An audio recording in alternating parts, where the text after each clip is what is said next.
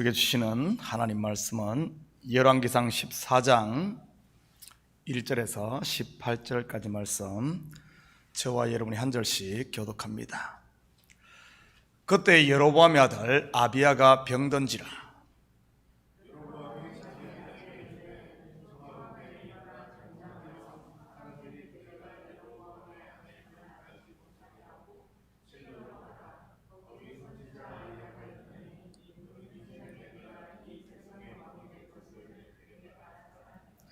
그대의 손에 떡 10개와 과자와 꿀 1병을 가지고 그에게로 가라.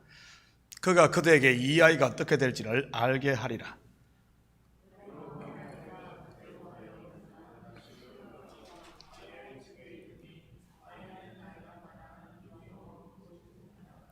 여호와께서 아히야에게 이르시되, 여로보암의 아내가 자기 아들이 병들었으므로 내게 물으러 오나니 너는 이러이러하게 대답하라. 그가 들어올 때에 다른 사람인 채 함이니라.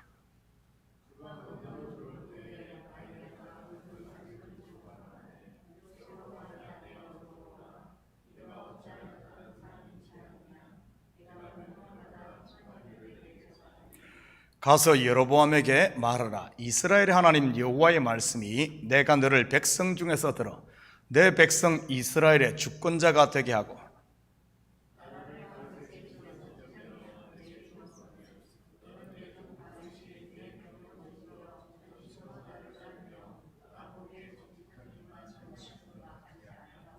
내 이전 사람들보다 더 악을 행하고 가서 너를 위하여 다른 신을 만들며 우상을 부어 만들어 나를 노엽게 하고 나를 내 등 뒤에 버렸도다.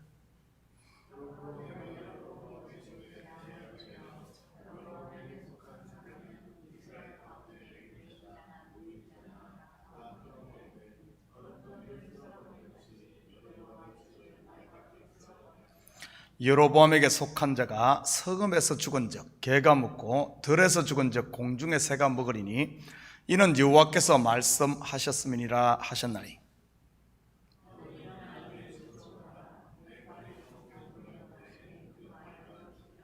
온 이스라엘이 그를 위하여 슬퍼하며 장사하려니와 여로보암에게 속한 자는 오직 이 아이만 묘실에 들어가리니 이는 여로보암의 집 가운데서 그가 이스라엘 하나님 여호와를 향하여 선한 뜻을 품었음이니라.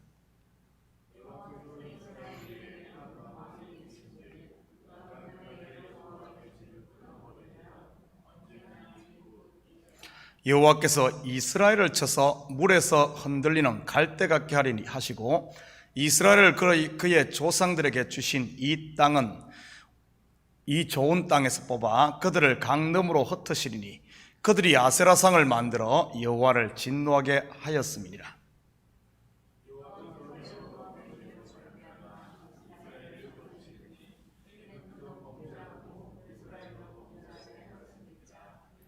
여로보암의 아내가 일어나 디르사로 돌아가서 집 문지방에 이를 때에 그 아이가 죽은지라.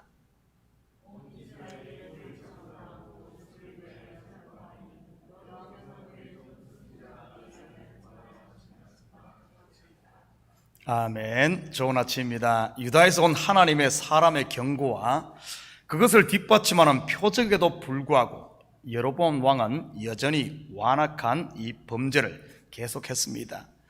아론의 자손만이 제사장이 될 수 있다는 율법의 규례를 무시하고 누구든지 자원하면 산당에서 제사장이 되게 허락했었지요. 한마디로 하나님의 경고와 말씀을 철저히 외면했던 것입니다. 그들의 여로보암의 아들 아비야가 중병이 들게 됩니다. 이 아비야라는 이름은 아버, 즉 아버지와 야, 즉 하나님이라는 두 글자의 합성으로 하나님은 나의 아버지 또는 여호와는 아버지다, 이런 뜻입니다. 2절 같이 봅니다. 여로보암이 자기 아내에게 이르되 청하건대 일어나 변장하여 사람들이 그대가 여로보암의 아내임을 알지 못하게 하고 실로로 가라. 거기 선지자 아히야가 있나니 그는 이전에 내가 이 백성의 왕이 될 것을 내게 말한 사람이니라. 분명 여로보암은 의사도 불러보았을 것이고 자기가 섬기는 금송아지 제단에 가서 기도도 해보았을 것입니다. 물론 금송아지 제단에 제사장을 찾아가기도 했겠지요. 온갖 방법을 다 써도 되지 않자 마지막으로 찾은 사람이 바로 아히야 선지자였던 것 같습니다. 그는 자기가 직접 가는 대신 아내를 변장시켜 보내지요. 왜 그런 것일까요? 그가 하나님을 떠나 우상 숭배를 함으로 아히야 선지자와 관계가 이렇게 틀어져 있었던 게 아닌가 싶습니다. 결국 그도 막다른 골목에 다다르자 하나님을 찾는 이런 모습을 우리가 발견할 수 있습니다. 이러한 모습은 그뿐만이 아니라 야복 강가의 야곱도, 애굽에서 종살이 하던 이스라엘도, 그리고 바벨론의 포로로 잡혀갔던 유다 백성들도 결국은 하나님을 찾게 되지요. 6절 같이 봅니다. 그가 문으로 들어올 때 아히야가 그 발소리를 듣고 말하되 여로보암의 아내여 들어오라. 내가 어찌하여 다른 사람인지 아느냐. 내가 명령을 받아 흉한 일을 내게 전하리니. 하나님께서는 아히야에게 이 여로보암의 아내가 변장을 하고 찾아올 것을 미리 알려주셨기에 그녀의 이 발사국 소리만 듣고도 압니다. 네가 어찌 다른 사람인지 아느냐. 이 말은 하나님의 자녀가 어떻게 우상의 자녀처럼 그러고 있느냐 하는 이런 말이지요. 우리에게 하는 말 같지 않습니까? 분명 예수 그리스도의 피값으로 사서 거룩하게 된 하나님의 백성인데 때로는 우리 또한 세상과 짝하고 살고 있을 때 이 변장하고 사는 거나 마찬가지 아닙니까? 아니면 반대일 수도 있고요.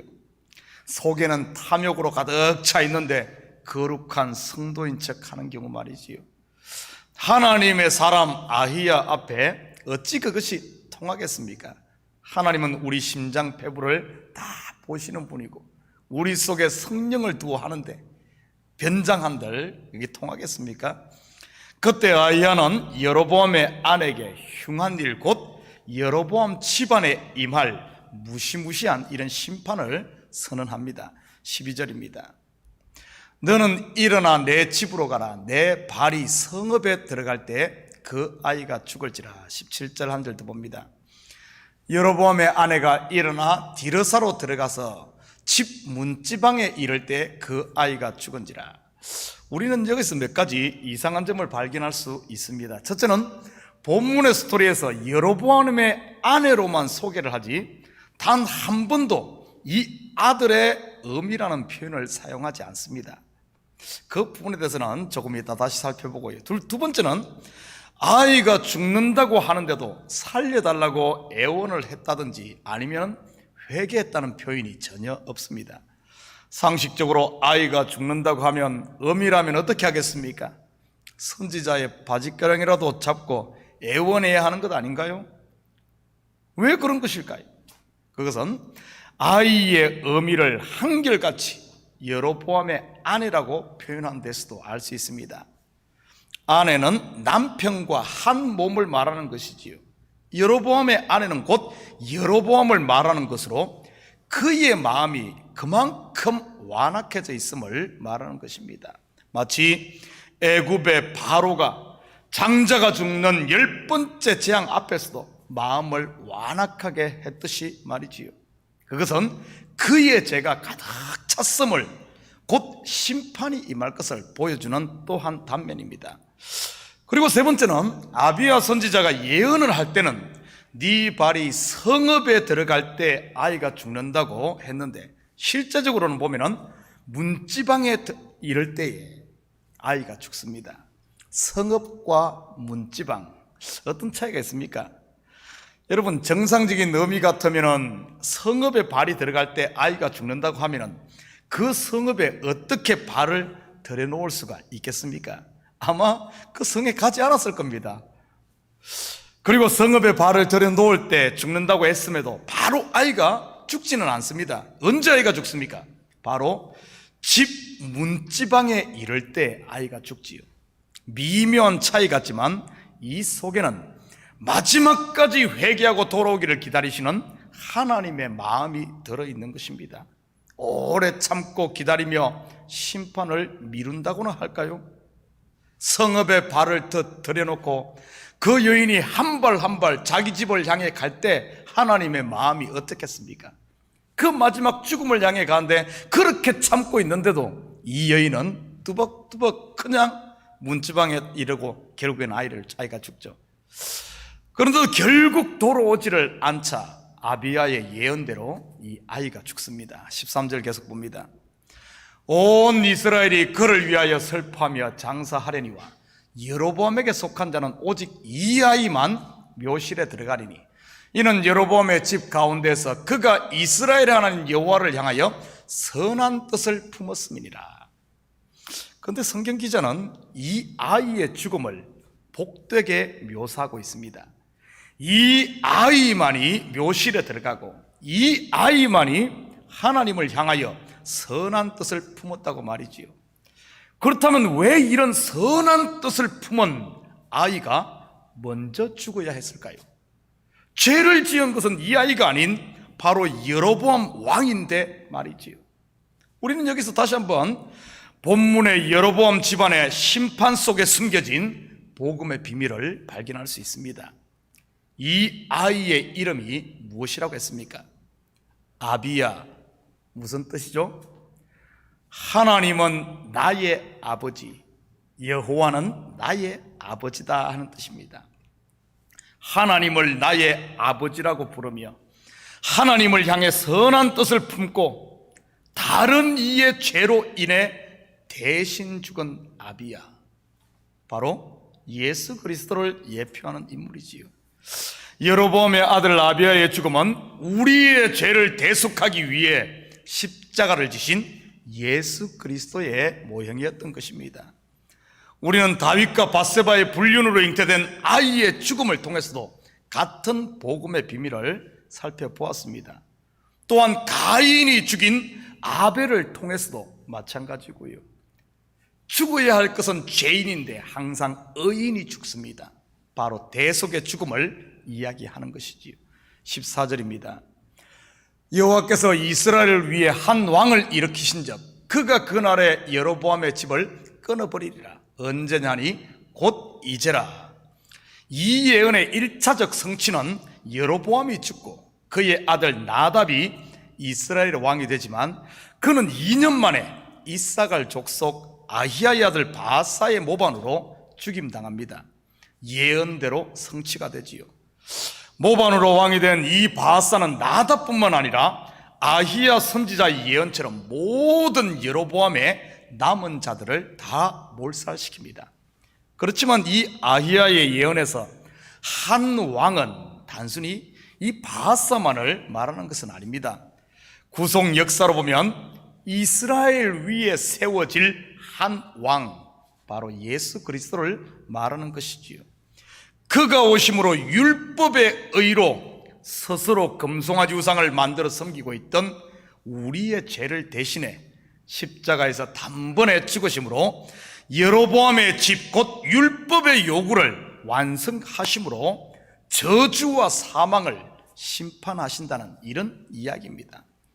심판받은 여로보암의 집은 바로 그리스도와 함께 십자가에 못 박힌 우리의 옛사람, 율법의 저주 아래 있는 그 죄를 말하는 것이지요.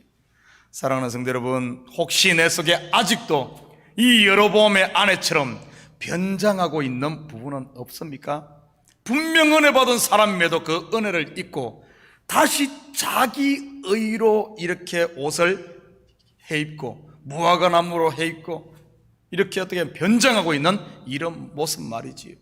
하나님은 분명 빛이십니다. 또한 사랑이시지요.